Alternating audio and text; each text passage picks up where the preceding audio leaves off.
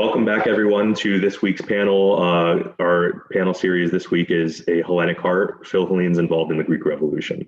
We're picking up again this week at the entire month of February with a range of topics as part of Greece 200 in collaboration with the Sons of Pericles as usual, and we will continue honoring our past by building our future, by discussing the Greek bicentennial with the youth of the Hellenic diaspora.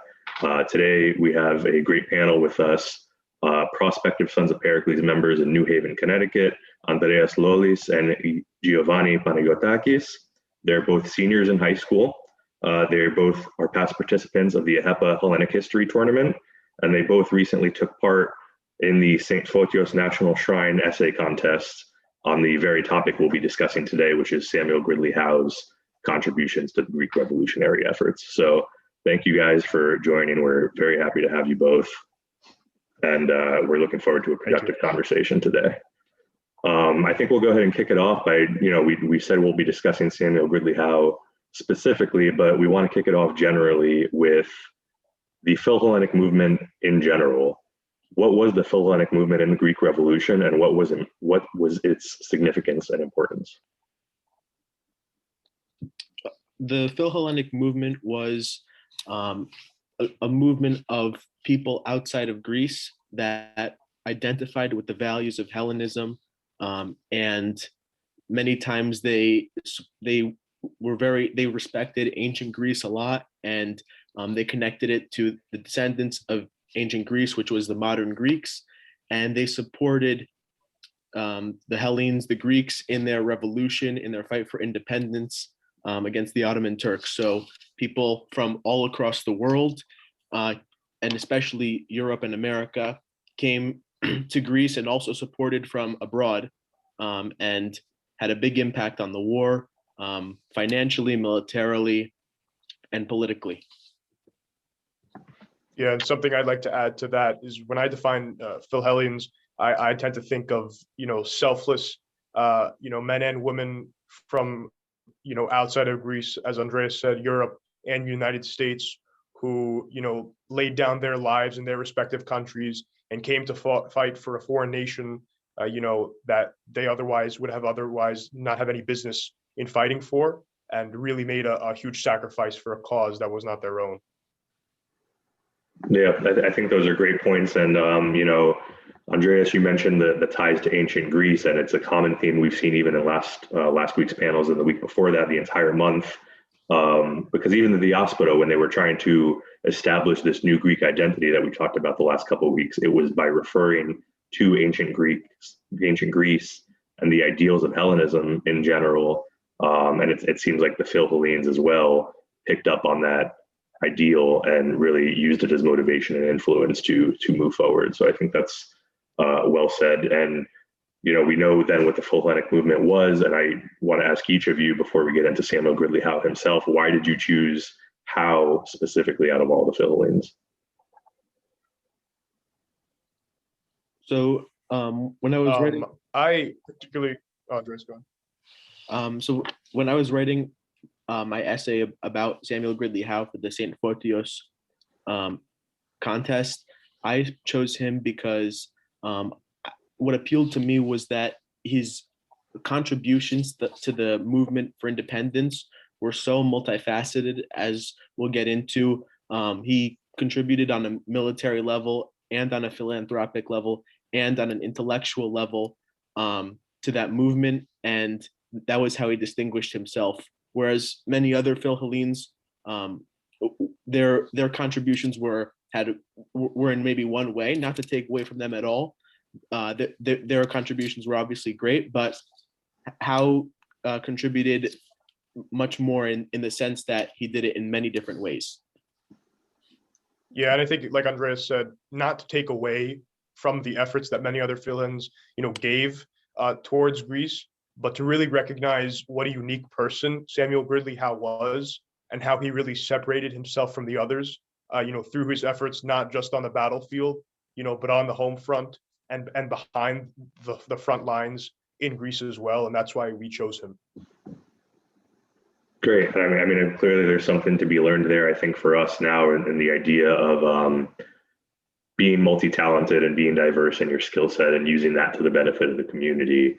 And so it seems like those are values that Howe exemplified. And so, from my perspective, and it seems like you guys would agree, not a better Philhellene to analyze and review than Samuel Gridley Howe. So I applaud that choice. And without further ado, let's go ahead and take it away with our conversation.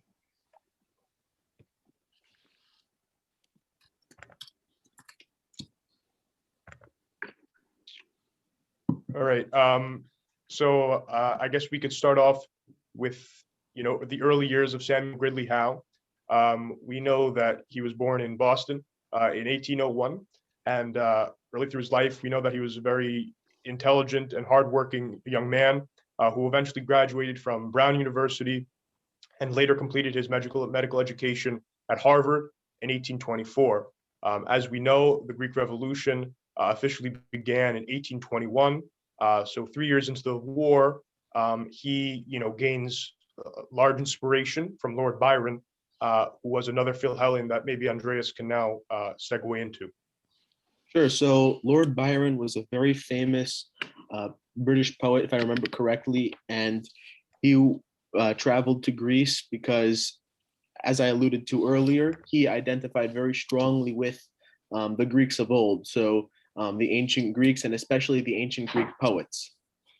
So he traveled to Greece to fight for the revolution. He ended up dying while he was there, and that marked kind of a turning point that led Howe to really support the Hellenic movement, even though he was inspired that he was just there, and that got the wheels turning. Lord Byron's death really set Howe's eyes on the goal of fighting for the Greeks. Yeah, Lord Byron's death, had a profound effect on both the history of Philhellenes, but like Andreas said, on Samuel Gridley Howe, the same. So marking his death, he chose to travel to Greece, from Boston, his native country, and venture into a land unknown, at the time, using a boat into a land that was war-torn, that was in famine, that was really, at a low point, given their struggle against the Turks, and an economy with almost, no backing. So the first way in which Samuel Gridley Howe contributed was having come from Brown University, and then he went on to Harvard Medical School. He was trained to be a doctor, and that was the primary way in which he started his Hellenic service. So in the beginning, he was actually a soldier on the front lines and fighting in the mountains and mostly in the Peloponneso for the Greek cause against the Ottoman Turks. But not only as a regular soldier, but he also spent a lot of time with his fellow soldiers, healing them when they were wounded, because of that education and training that he got at Harvard University. He actually, yeah. Go ahead, Gio. He took a few nicknames, like Andreas was said, because he brought up, he started to mention some of the different things that Howe would do overseas. He became known as the Surgeon in Chief, but also at the same time, he would become known as the Lafayette of the Revolution. So something that kind of connected another piece of history to Greece.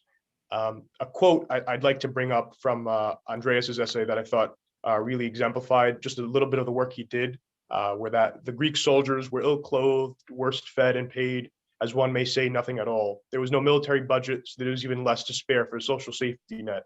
Poverty was rampant, starvation was killing people.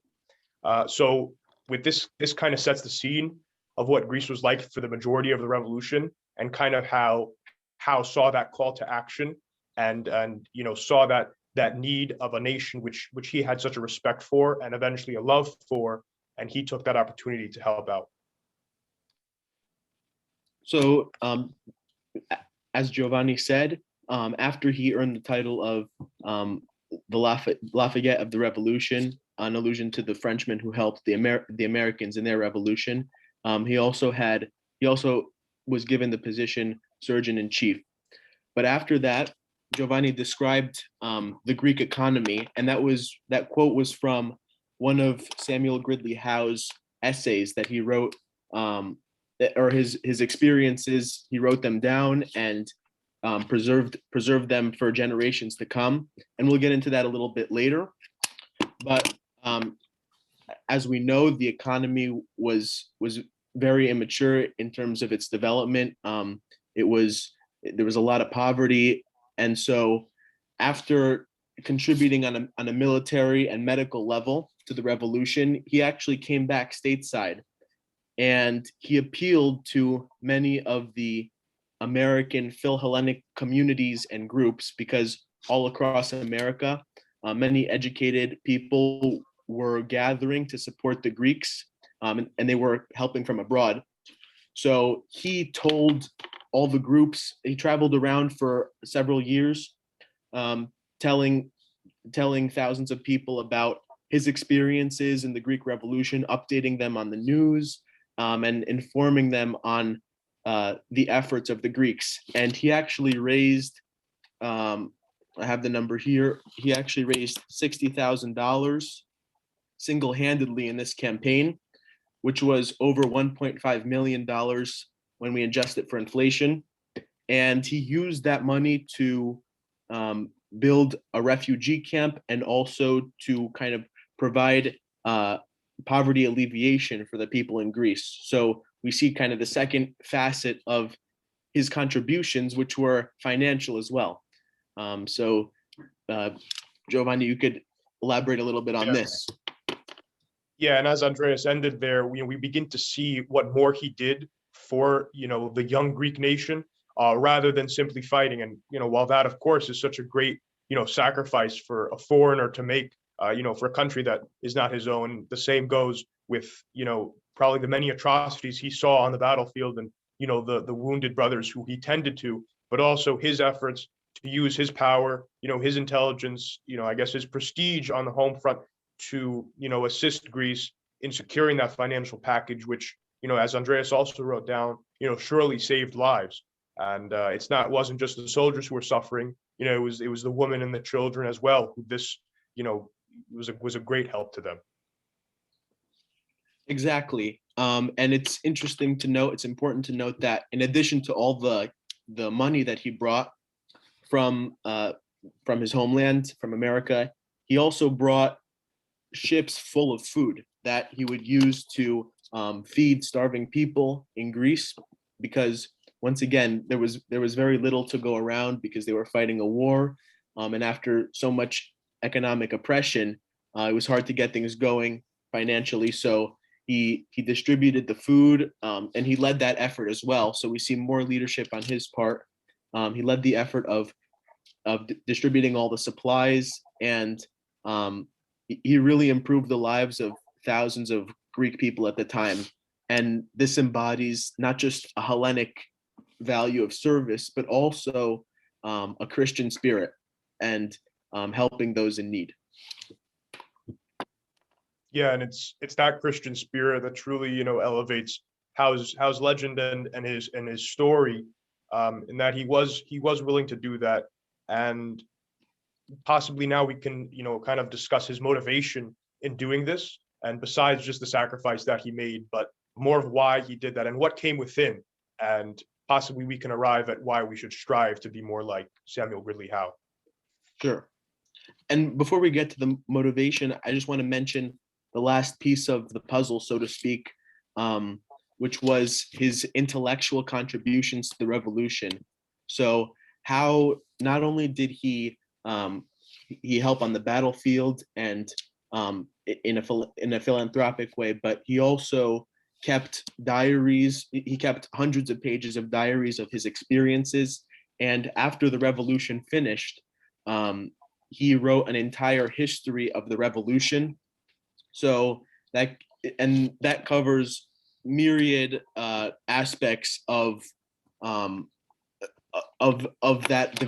that historical movement, from the causes of the revolution to the Philiki to the beginning of the revolution with Bishop Germanos, to the even the ugliness of Greek politics in its early days. And that harkens back to Herodotus, who was the greatest Greek historian ever. Some would say the greatest historian ever, the father of history. And he's kind of a modern day version of that for Greece, in the sense that he contributed so much to the intellectual, I guess, remnants or development of the revolution and the Greek state. Giovanni, maybe you could talk a little bit about why he was so interested. Yeah, and it's so interesting that you brought that up, that, you know, an American, a Bostonian, would be compared to the likes of, you know, Herodotus, even Xenophon and Thucydides, you know, the many, you know, historians of the ancient Greek times who were Greek, who were classical, and yet here we have an American-born citizen, you know, who is living in this legend. But kind of using those facts and the story of his life to examine why he did such things, you know, I think we can arrive at the idea that he just had a natural desire to help people. And, you know, it's evidenced by not only his actions from when he came to Greece until he left, and when he came back to America, brought aid, fought, took care of the sick, but also his philanthropy in Crete, which we noted, and for slavery in America, as this is before the Civil War. And later in his life, he developed many institutions for the blind, the mentally ill, and others who were in need, who could not otherwise help themselves. So I think we see this throughout his life, a pattern of helping the needy, of helping those who are in need. Absolutely. And in addition to that, one other contribution that I want to make was he also created a school for I guess mentally disabled children here in America. So that provided a great help for their parents. So when you take that and you combine it with his actions, as Giovanni said, helping the blind, and also as a major proponent of the abolition of slavery, that really points to how important service was to the life of this great man. Yeah, it was a whole life dedicated to service, and we see, you know, not really a selfish man, but a selfless one. You know, one who we know is willing to lay down his life for the Greek cause. One who was willing to get his own nation involved, who, you know, we know at the time had, you know, a whole other set of problems, and, you know, it would be, you know, unlikely for them to really contribute to a foreign cause at the time.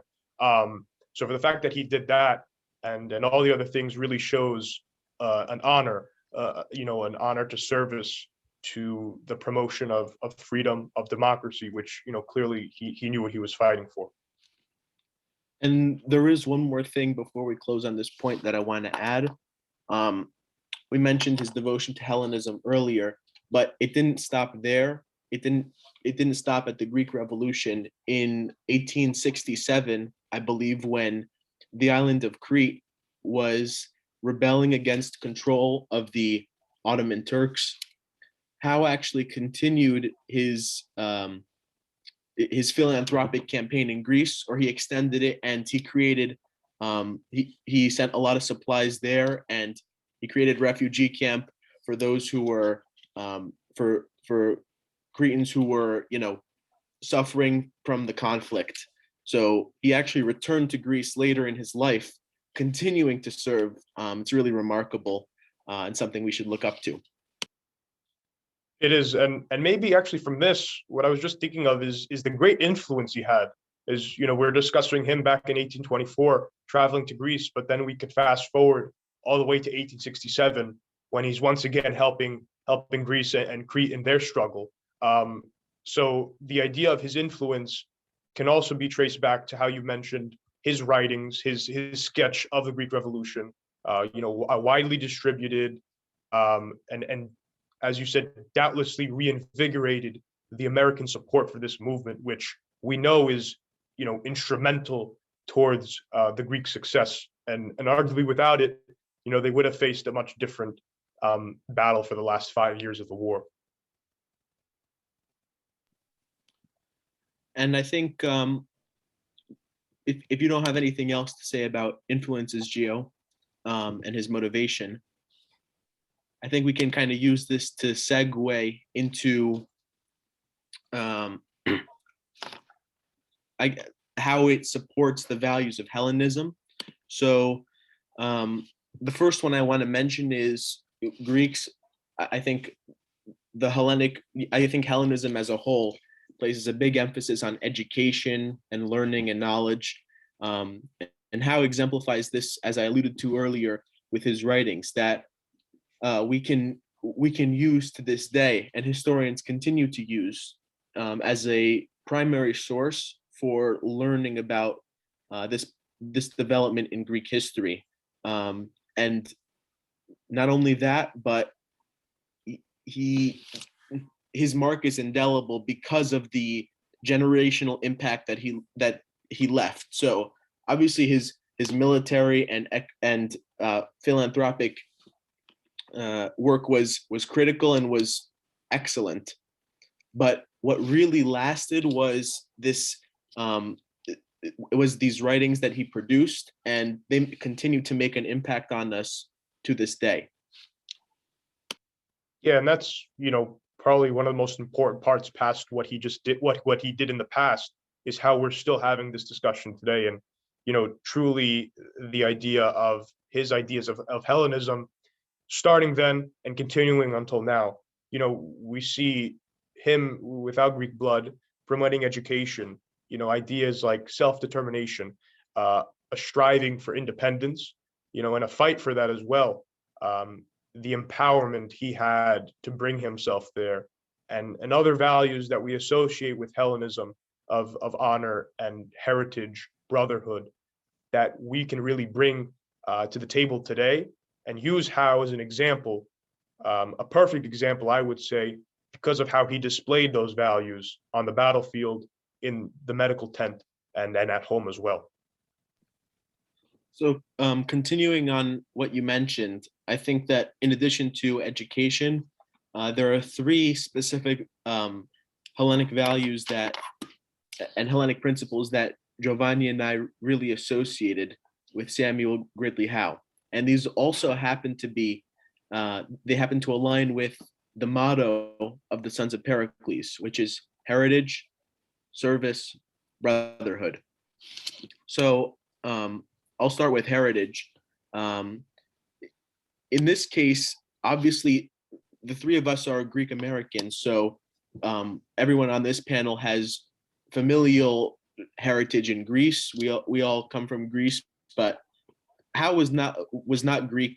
He was not a Greek American, but what he had was intellectual heritage, and he supported the values of freedom and independence, and he was obviously enlightened, you could say, by the ideas of the ancient Greeks. So he had intellectual heritage from Greece, which inspired him to serve in this fight. Yeah, and that's a great point, because although we may have Greek blood, I would consider Samuel Gridley Howe to be a greater Greek than I could possibly ever be, and like the idea of intellectual heritage, of how he carried those classical values, of the literature, of the history, of the government, which was recently instituted in his own country. And, we could see that later on in his fight for, against slavery. So that idea, yes, of heritage, being passed down, and him using that besides issues within his own country, is really should be, it's such a critical idea behind that.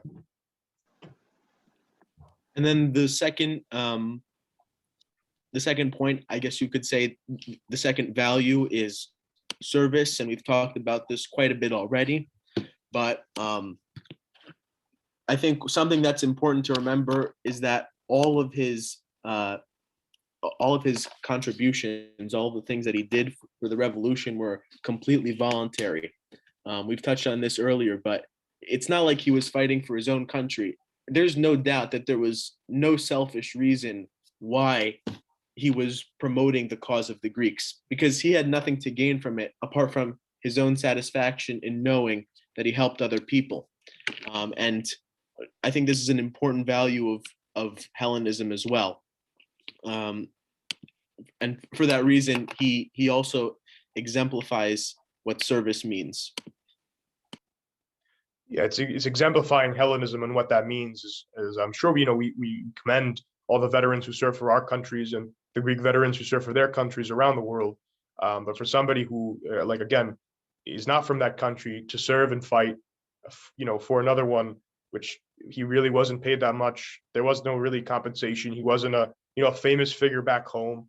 So really, for him to do that is to really show service and exemplify how we should, follow the examples of Hellenism. Continuing on, I'd like to discuss a little bit of the last tenet of that, brotherhood. So while that may be the almost least recorded historically idea behind that, we could take away that he formed bonds with those who he served. He was a loyal soldier, a fighter, a helping man, besides just the things he did. But also we could see that in his writings as well. His writings about George Jarvis and Miller and other Philhellenes who he describes and takes note of. So we can learn from that and show how he took away relationships, and he boosted the morale of camps that otherwise would have been so down and fallen that they may not have won that next battle. So we see him as a leader, as a brother, and as a true selfless man. Absolutely, and building on what you said of his connections to the other American Philhellenes, I want to note that many of the things that we know about the other people from America that helped in the movement for Greek Revolution came from the writings that Samuel Gridley Howe put forth. So, for example, he was talking about George Jarvis, who you referenced, and he said, General Jarvis, because Jarvis was a very big military leader, he said, he has become a complete Greek in dress, manners, and language. He is a man I am proud to own as a countryman. So that's a quote from one of his diaries. And then another Philhellene was Jonathan Peckham Miller. And about Miller, he proclaimed, quote, he is as brave a man as has ever stepped foot in Greece, has the most sterling integrity and an entire devotion to the cause of liberty. So we see him, again, not using the revolution to promote himself, but pushing up other people around him. And that's how we know about the contributions of others, was through the work of Samuel Gridley Howe, which is a tremendous thing if you think about it. And that also serves as an example of what brotherhood means, lifting up others around you and forming important relationships for a common good cause. Yeah, it's being a leader, being somebody who lays yourself down, and like you said, we learned so much about the other Philhellenes through his writings. I think you've all made some great points, and I'll go ahead and just jump in here towards the end. A lot of what you're discussing, I love the fact that you guys decided to, of course, tie what Howe's contributions were to the Sons motto, because I think it has a lot of modern day relevance, which is what we're striving for. But a lot of what you're picking on, kind of with the heritage of brotherhood and his connections, really shows that Hellenism, and when we say brotherhood, right, brotherhood in a very narrow sense means you are fellow brothers in an organization connected by blood or connected by family. But the reality is, when we say brotherhood, we mean a general community that is connected by common values. And these Philhellenes, especially how that we're talking about, kind of exemplify that idea of brotherhood in that way, right? That we may not be connected by blood, but there are values, and these values are rooted in Hellenism that tie us all together. In 1821, they tie us all together now in 2021, and that's why we chose the title for this panel as A Hellenic Heart, because though their blood may not be Hellenic, their heart certainly was, and their values certainly were. And I think everything you guys have said points that out. And I was just quickly looking at one quote that kind of struck me as something that really, again, has modern day relevance in a time where I think Greece has become, very, very much to some people a destination for tourism, and rightfully so. But when it is only that is where some of our issues lie. And so I think to understand that Greece is much deeper than the beaches to which we visit and the bars to which we go to is something that Howe exemplified. And one of the quotes that struck me in an historical sketch of the Greek Revolution is when Howe says that to know the worth of the people in Greece, one must dwell with the peasantry and their retired hamlets, wander with the Cleftes in the mountains, or rove with the half-piratical, half-patriotic sailors among the remote islands of the Aegean. So he knew that to know Greece and to know Greeks was to travel into the Choria, into the homes of the people, and get to know them as individuals and get to talk to them about those shared common bonds that you've all discussed. And those are the shared bonds that they defended 200 years ago that we promote and preserve 200 years later. So I think that everything you guys have said really ties together nicely. And I just want to close, if you have nothing else to add, either add what you'd like, but as a closing thought, I kind of want in your own words, we've alluded to it, but what in your own words is the relevance of the either Howe's contributions or the Philhellenic movement in general? What is the relevance today, and what lessons can we take from it today in 2021 as we're moving forward? So this was something I had brought up at the very beginning, and it's fitting that I should end with this. But his relevance outside of Greece, I say both inside and outside of Greece, and today, it's so relevant to him because of how I said we should imitate Howe, and how we should strive to be like Samuel Gridley Howe. And Andreas also picked up with this in his essay and his writings about him, is how we should have our goals within us to be a man like Howe. And specifically how you mentioned of going to Greece today, of course, is a very popular tourist attraction. But what Howe did is he truly became accustomed to the identity of the people. And he didn't gain that identity just from going to a city or going to a beach. He lived with the people. He fought with the people, of course. And while that's not something we could do now, it's something that he really did to show us why that's so relevant today, and that we could take lessons from him, both for the Sons of Pericles, for Ahepa, for all men and women in the world. Really, they don't have to be Greek, because Samuel Howe wasn't. And that really shows the lesson of how to be a man, how to be caring, and how to really put your life on the line for a cause that wasn't your own. That's the lesson I take away, and why it's so relevant to me and to Americans as well. Absolutely, Giovanni. I completely agree with everything you just said. He does serve as a role model for me, and in learning about his life, I actually felt motivated to serve the cause even more, because at their core, the values of Hellenism are extremely important and very good. I mean, we have, as we said, heritage, service, and brotherhood. We have, I think you could include tolerance and excellence, determination, independence, and perseverance. All of these are really things that people around the world, not just Greek Americans, but everyone across the world, should strive to accomplish and exemplify. And I want to close my thoughts by mentioning a quote that really resonated with me. Paul told us a quote that resonated with him, and I really appreciated that one. The one that I want to bring up goes like this: the success of the Greek Revolution should be the prayer not of the Philhellene alone, but of every philanthropist, of every Christian. For the independence of Greece is not to release her children alone from the thraldom of the Turks, but it will open the door for the advance of liberty, of civilization, and of Christianity in the East. And this quote was written in his sketch of the Greek Revolution, but I think it applies to today as well.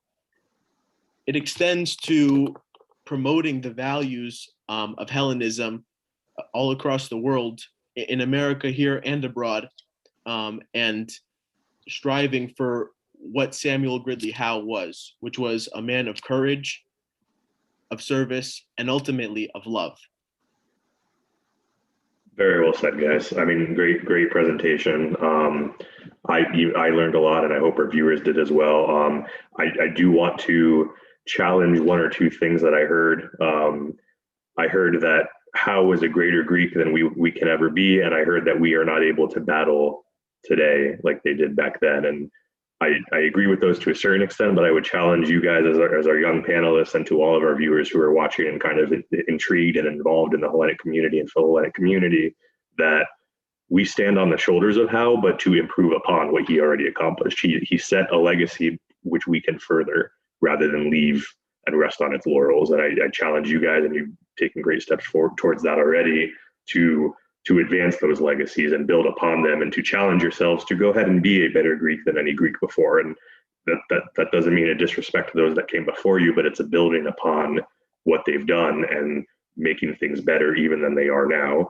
And then to the point about battling, correct, it's not battle in the sense that it was 200 years ago, but there are battles to be fought even now in, both domestic and foreign, and protecting the values that we're talking about, that all of us have a role in our own different ways. And so I encourage you guys to kind of think about that. And there are battles to be fought and battles to be won, and skill sets that should be developed. And I think you guys are, capable of that in every respect. So I thank you guys as a panelist for participating and for doing all this great research. Congratulations for your participation in all of these historic events, for your participation in the St. Photios National Shrine Contest. Andreas, I know you won honorable mention for the essay contest, so big congratulations there, very exciting. And to all our viewers, thank you so much for watching. Again, this was a Hellenic Heart, Philhellenes and the Revolution, and we did allude to a little bit Lord Byron, which we will be covering in April to honor the anniversary of his death in Messaloniki in April. And we will be continuing our Greek bicentennial panels as we continue, as always, with our Greece 200 initiative, continuing to honor our past by building our future. So thank you for watching, and we hope you tune in again.